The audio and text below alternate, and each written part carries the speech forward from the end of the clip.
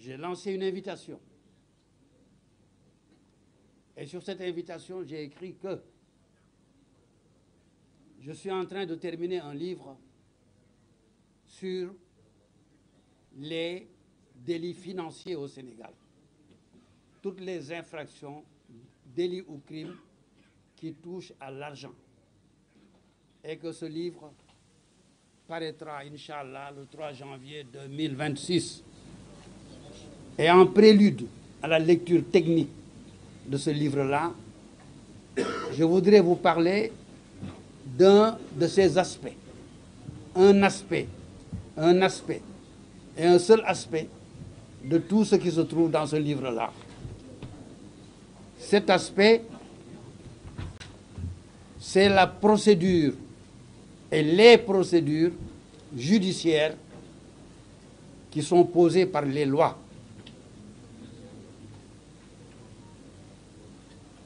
Le 2 août 2023, une loi a été votée par l'Assemblée nationale du Sénégal. Et je dis bien, notez la date, 2 août 2023. Cette loi a créé dans les tribunaux de Dakar, tribunal de grande instance et cour d'appel de Dakar, une composition et des compositions. Ça veut dire des magistrats qui jugent, qu'on appelle ensemble composition, dont le rôle est de s'occuper des affaires financières. Ces compositions sont appelées globalement le pôle judiciaire financier, qui comprend un procureur financier, des juges financiers et une cour d'appel financière. La procédure judiciaire créée en 2023 a commencé à être appliquée en 2024. Et de 2024 à maintenant, vous avez tous vu, vous avez tous suivi le nombre impressionnant de procès financiers qui sont délégués et confiés au pôle judiciaire financier. Vous en avez vu les errements et les succès. Vous vous rendez compte tous les jours. Savez-vous de quoi il s'agit? Savons-nous réellement, nous tous, de quoi il s'agit? Et c'est cela que nous avons étudié. J'essaie de vous expliquer cela dans les termes les plus simples, les plus directs à comprendre. Lorsqu'il y a une infraction pénale, une faute qui doit être réprimée par un juge pénal, le mode de répression est soumis à une procédure qu'on appelle la procédure pénale. Principalement, c'est d'abord le code de procédure pénale. Le code de procédure pénale est la loi qui régit principalement l'ensemble des procédures qui doivent conduire à la condamnation ou à l'acquittement de quelqu'un qui est supposé coupable ou non. Mais ensuite, dans le cadre qui nous est donné aujourd'hui, dans l'hypothèse qui nous a amenés ici aujourd'hui, la compétence du pôle judiciaire financier, il y a une deuxième loi qui est venue compléter le code de procédure pénale. Cette loi, c'est la loi du 2 août 2023 dont je viens de parler. Et cette loi du 2 août 2023 a ajouté au code de procédure pénale les articles 677-92 à 677-112. Donc aujourd'hui, on dira que les articles 677-92 à 677-112 sont ceux qui régissent dans le code de procédure pénale le pôle judiciaire financier. Et alors, un autre texte nouveau vient compléter ce dispositif. Une loi dite uniforme du 14 février 2024, c'est quoi une loi uniforme? Le Sénégal et beaucoup d'États de l'Afrique de l'Ouest qui font partie de la CEDEAO adoptent dans les instances de la CEDEAO des principes législatifs pour dire à tous les États, mettez au service de votre Assemblée nationale ce projet de loi-là qui est identique dans tous les pays. C'est ce qu'on appelle une loi uniforme. L'Assemblée nationale du Sénégal a voté donc, le 14 février 2024, une loi uniforme dite relative à la répression du délit de blanchiment de capitaux et de terrorisme, et le terrorisme.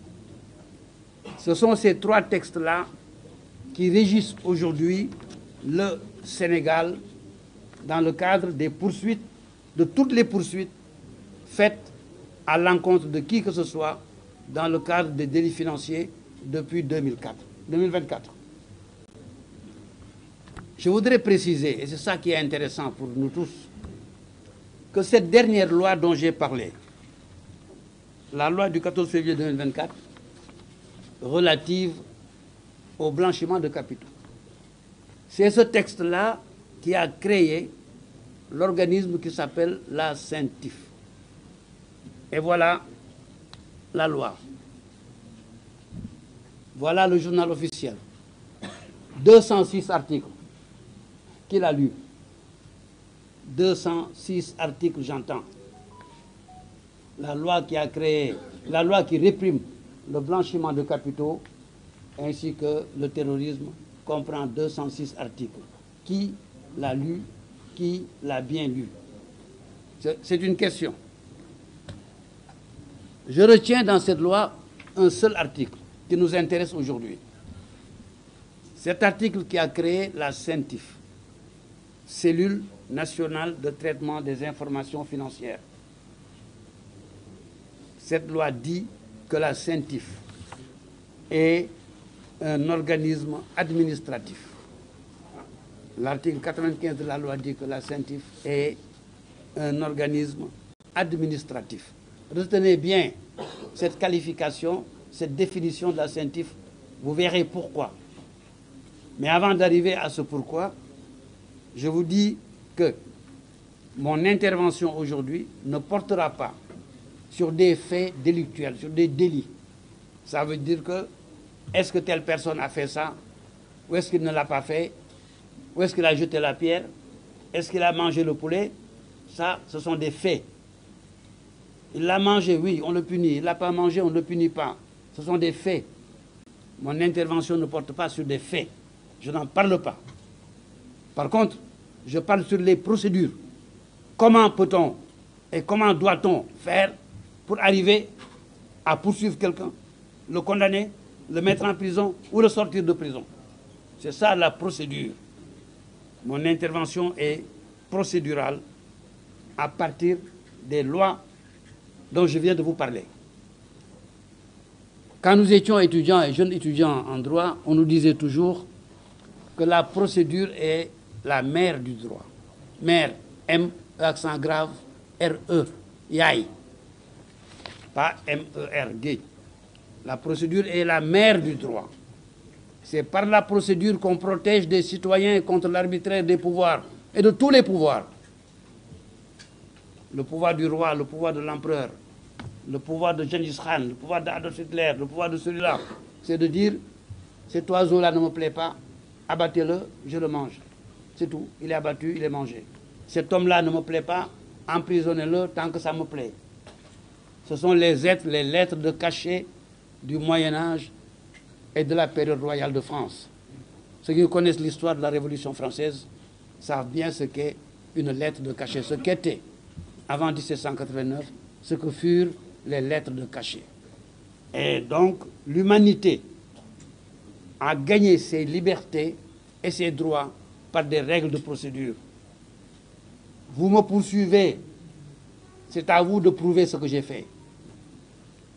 Vous me poursuivez, il faut prouver comme ci, comme ça, comme ci, comme ça, comme ci, comme ça, ce que j'ai fait.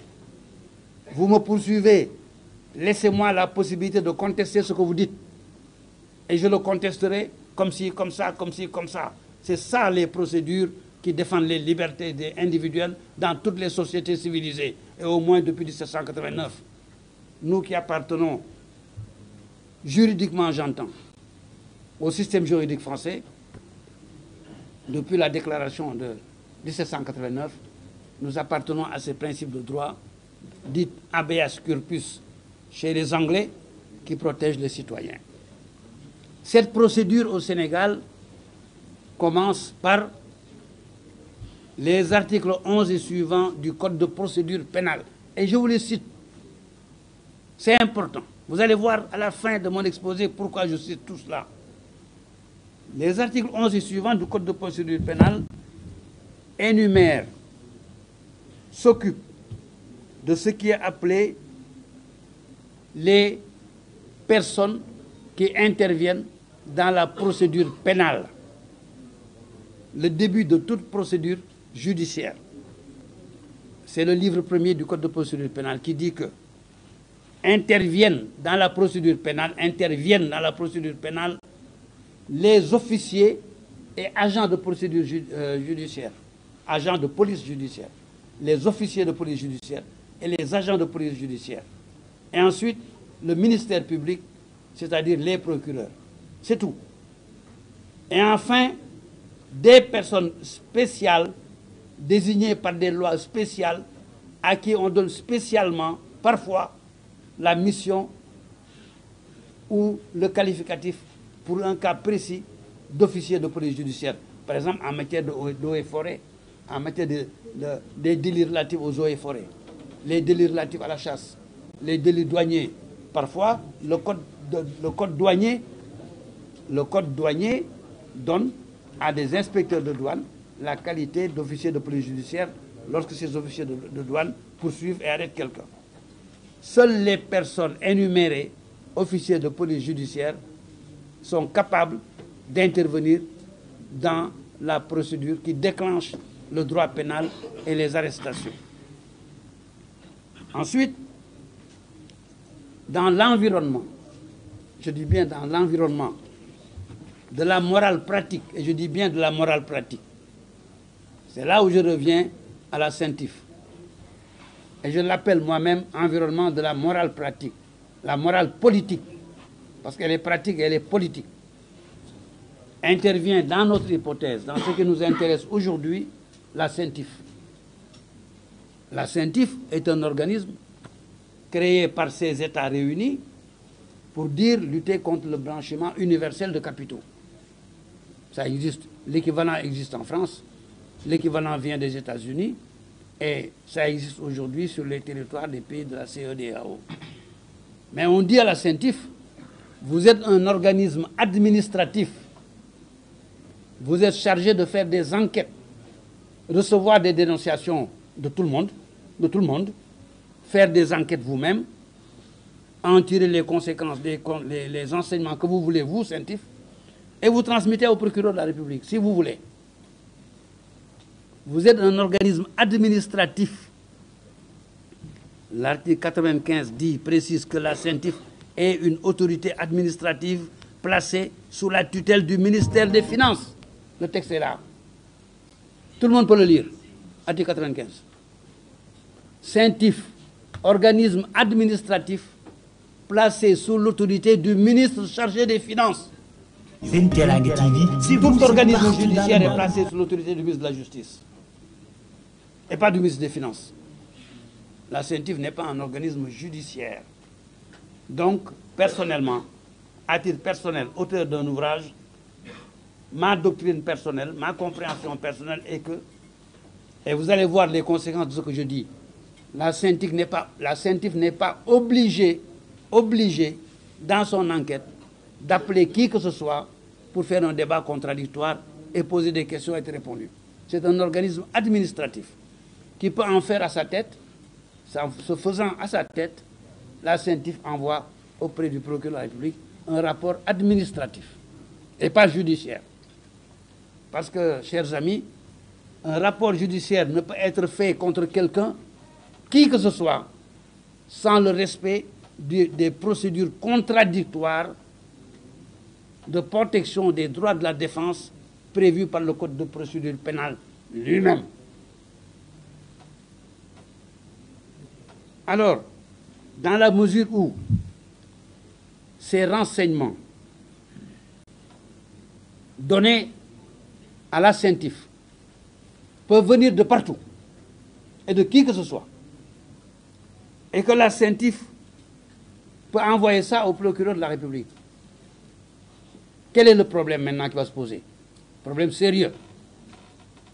Dans le cadre du droit pénal et de procédure pénale normale, le procureur de la République, selon le Code de procédure pénale, je parle de la procédure pénale normale, enquête préliminaire, enquête de police, etc.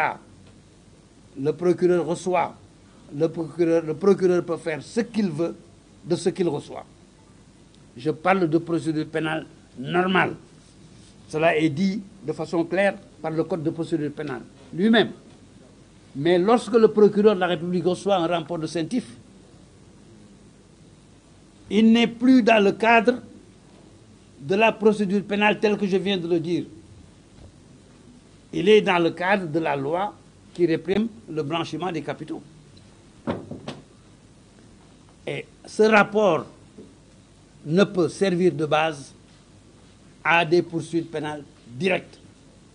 Et pourquoi? Parce que c'est la loi elle-même qui a institué ce procureur. La loi qui a créé ce procureur, article 677-98, provenant de la loi du 2 août 2023, qui dit que le procureur de la République doit faire une enquête préliminaire avant toute atteinte aux libertés de la personne concernée. Et pourquoi cela? Parce que si la CENTIF reçoit des renseignements de n'importe qui, ce qui est l'hypothèse aujourd'hui, ce qui représente les hypothèses d'aujourd'hui, la CENTIF recevoir des renseignements de n'importe qui, fondés, pas fondés, contredits, non contredits, la personne concernée elle-même n'est même pas au courant. Cela arrive. Le procureur de la République qui le reçoit, qui dit « Ah, détournement de deniers publics. Ah,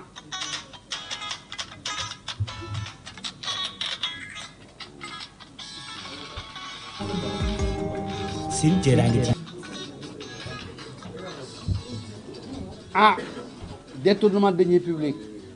Ah, escroquerie portant sur deniers publics. » Le procureur lui-même, qui reçoit un rapport qui estime, selon lui, qu'il y a un détournement de deniers publics, ou qu'il y aurait une escroquerie sur deniers publics, un des délits prévus par les articles 152 à 155 du Code pénal, et c'est le cas. C'est le cas, c'est tous les cas d'aujourd'hui qui sont dans cette hypothèse. Le procureur peut faire et fait un réquisitoire à un juge et lui dit « Je vous demande de placer M. Tartampion sous mandat de dépôt ». Le juge n'a pas le droit de dire non. Il est obligé de le faire. C'est la loi qui l'écrit. Lorsque, sur la base de l'article 140 du Code de procédure pénale, le procureur financier ou le procureur de la République, n'importe lequel des deux, estime qu'il y a des présomptions fortes de commission d'infraction sur les deniers publics, requiert un mandat de dépôt, le juge d'instruction est obligé, s'il ouvre l'information, de vous placer sous mandat de dépôt. Alors que le procureur n'a reçu qu'un rapport de CENTIF, venant de divers renseignements qui viennent du ciel, sans que la personne concernée n'ait été entendue, n'ait même été au courant, n'a même pas été au courant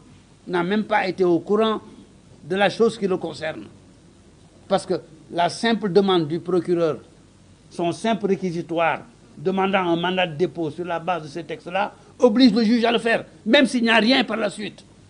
C'est pourquoi ce même texte, pour empêcher cela, c'est l'esprit de la loi, dit que le procureur de la République doit faire une enquête préliminaire avant de faire un réquisitoire quelconque.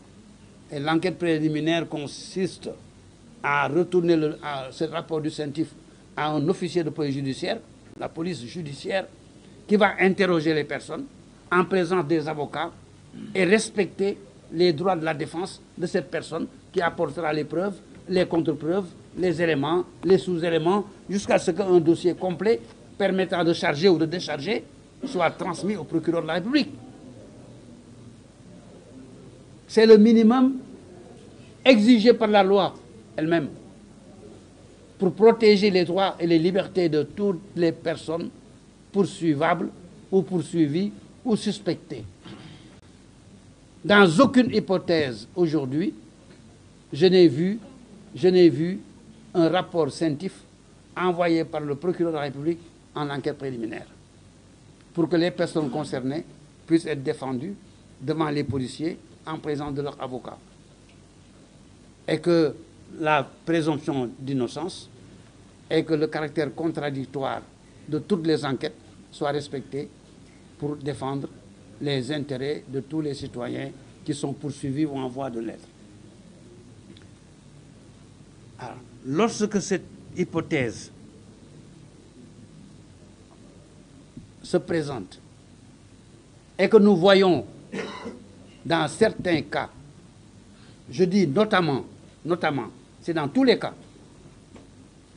parce que j'ai étudié, j'ai lu quelques-unes des décisions de justice qui ont été rendues dans des cas différents. Parce que pour caractériser la loi, il faut lire ce que les juges en ont fait. Prenons par exemple le cas de M. Mohamedou Ngom Di Farba, dont j'ai lu les décisions le concernant. Une décision de justice est par définition un acte public appartenant au public. Une décision de justice n'a pas le caractère secret. C'est un acte officiel et public que n'importe qui peut avoir et doit avoir et lire. Et c'est pourquoi je parle à mes amis professeurs qui sont là, les 2 ou 3 que j'ai vus, et je regrette que vous n'ayez pas suffisamment de fortune pour payer les décisions de justice, mais si vous le pouvez, essayez de payer de temps en temps les timbres et les menus frais pour avoir les décisions de justice, pour pouvoir caractériser vos enseignements de la loi par ce que les juges en font. Parce que l'enseignement du droit, c'est l'enseignement de la loi, de la jurisprudence et de la coutume. Mais ce n'est pas seulement l'enseignement de la loi qui fait le droit. L'enseignement de la loi, du droit, c'est le tout à la fois.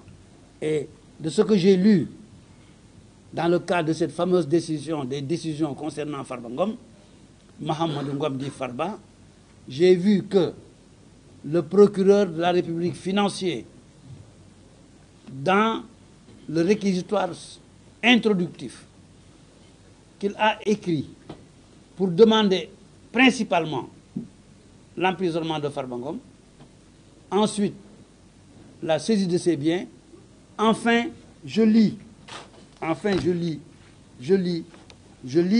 que le réquisitoire dit: je demande au juge, enfin, après avoir dit mettez-le en prison, saisissez tous ses biens, le procureur dit au juge: je vous demande maintenant de faire une réquisition auprès de la Direction générale de la comptabilité publique et du Trésor pour obtenir des explications ou des documents justifiant des opérations financières. Alors, je reçois un rapport de la CENTIF qui vient de diverses personnes. Je dis: hey, mettez cet homme-là en prison, saisissez tous ses biens, maintenant allez chercher ce qu'il a fait. Voilà le réquisitoire introductif. Voilà ce qui est écrit. Allez chercher ce qu'il a fait auprès de qui? Auprès du Trésor public et de la comptabilité publique. Donc l'enquête doit se faire, non pas auprès de Farba Ngom, mais auprès du Trésor public et de la comptabilité publique. Alors que c'est Farba Ngom qui est en prison. Et 9 mois après, aucune enquête n'a été faite, ni auprès de Farba Ngom, ni auprès du Trésor public. En tout cas, aucun élément dans le dossier tenu par le juge ne contient les effets, les renseignements et les éléments d'une enquête quelconque.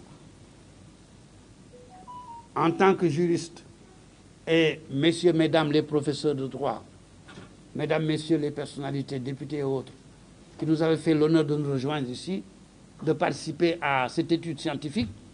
Comment peut-être vous concevrez qu'on puisse mettre quelqu'un en prison pendant 9 mois sans jamais l'écouter ni l'entendre sur ce qu'on lui reproche, à partir d'éléments non fournis, parce que les éléments fournis par la CENTIF, si ces éléments avaient été suffisants, on n'aurait pas demandé au juge d'aller chercher au trésor public. Ça veut dire que la CENTIF dit, je vois que Tartampion a 10 milliards, ok, Tartampion a 10 milliards. Et on dit, je vous mets en prison parce que vous avez 10 milliards. Maintenant, je vais dire au juge de dire au trésor, de nous dire d'où viennent les 10 milliards. Mais ça fait 9 mois. Personne n'a rien dit, personne n'a rien fait, personne n'a rien cherché. Alors, nous avons un problème aujourd'hui au Sénégal. Au regard de cette procédure, j'entends. Je parle de procédure. Lorsqu'on prend la Convention africaine sur les droits de l'homme, de protection des droits de l'homme et des peuples, la Convention africaine de protection des droits de l'homme et des peuples, article 7 de cette convention. Cet article dit que tout individu a le droit à sa sécurité personnelle, a le droit de se défendre, a le droit d'être défendu, a le droit d'un travail contradictoire avant qu'on le poursuive et qu'on le juge. C'est la même règle posée par, sauf erreur de ma part, l'article 11 de la Convention universelle des droits de l'homme de 1948 des Nations Unies. Aucune personne ne peut être jugée, ne peut être poursuivie, jugée, sans avoir été mis en situation de se défendre. Or, arrêter quelqu'un, le mettre en prison, sans l'avoir mis en situation de se défendre, correspond à une violation de ces textes-là. On ne peut pas mettre quelqu'un dans une prison quelconque sans l'avoir mis auparavant en situation de se défendre. Même pour une seule nuit. Mettre quelqu'un en situation de se défendre, c'est lui dire, monsieur, venez nous voir, je vous arrête, je vous mets à la police, je dis à la police tout ce que vous avez fait, il vous demande de prouver que vous ne l'avez pas fait. Ou bien lui, il prouve que vous l'avez fait. Et votre avocat est présent. On vous a mis donc en situation de vous défendre. Mais si après tout ça, l'autorité pense que vous êtes coupable, pense qu'au même il doit vous arrêter, il peut vous arrêter. Il peut vous arrêter. Parce que l'autorité n'est pas Dieu. C'est ce qu'il croit, qu'il applique. Mais dans le cadre du respect d'une procédure. La procédure est la mère du droit. Quand on ne la respecte pas, on viole les droits de l'homme. Chaque autorité a le droit et le pouvoir d'arrêter quelqu'un. Mais dans le cadre d'une procédure obligatoire que la loi vous impose. Pour que l'autre que vous arrêtez soit mis en situation simplement de se défendre et de vous apporter les éléments contraires de ce que vous pensez. Vous pouvez accuser quelqu'un, ou on accuse quelqu'un, ou on dénonce quelqu'un. Le dénonciateur peut être un nulard qui ne connaît rien. Peut-être un méchant qui connaît tout mais qui est méchant. Peut-être quelqu'un qui est aveugle, qui n'a rien vu, qui a entendu, qui a dit. Et vous-même qui lisez un papier, peut-être même vous n'avez pas compris. Je passe 10 heures à faire du travail que je ne comprends pas parfois moi-même. Qui dit qu'il peut tout comprendre dans la vie, à tout moment? Personne. Donc, avant de porter atteinte à la liberté de quelqu'un, avant de le mettre en prison, ce sont les lois du Sénégal d'abord, ce sont les conventions internationales africaines, ce sont les conventions universelles des Nations Unies qui disent contradictoire. Il explique, vous expliquez, il explique, vous expliquez, vous l'arrêtez, vous le mettez en prison si vous voulez. Mais aujourd'hui, ce que j'ai vu est que toutes les procédures judiciaires, je dis toutes, je ne caractérise aucune. Sur le plan du droit, je parle de droit, je ne parle pas de procès.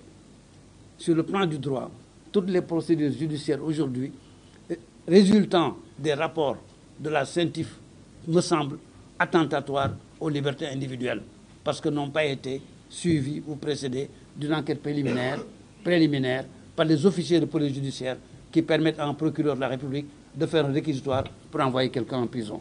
Mesdames, Messieurs, voilà ce que je voulais vous expliquer aujourd'hui. Et je laisse maintenant à l'assistance le soin de donner leur explication. Ce livre que je prépare, Inch'Allah,